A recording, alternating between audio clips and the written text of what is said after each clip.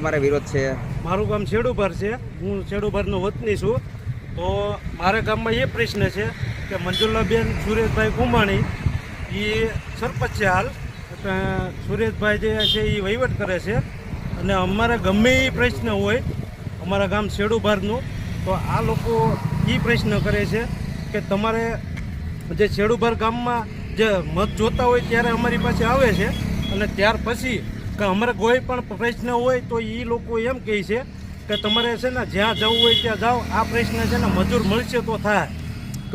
તમારા જ્ઞાતિ પ્રત્યે અડતું કરે છે એવું વસ્તુ બને છે? જે દલિત સમાજ છે કે દેવી પૂજક છે આ લોકો અમારા ગામમાં જે કાંઈ પણ જે મેન કાર્ય હોય કે આ જે જમણવારી હોય ઓલું પેલું, જો કે જમવા માટે અમે આ લોકો નથી કરતા પણ આ લોકો અમને અછૂત જ રાખવા માંગે છે. એટલા માટે આ અમે અરજી કલેક્ટર કે ડીએસપી કે દરેક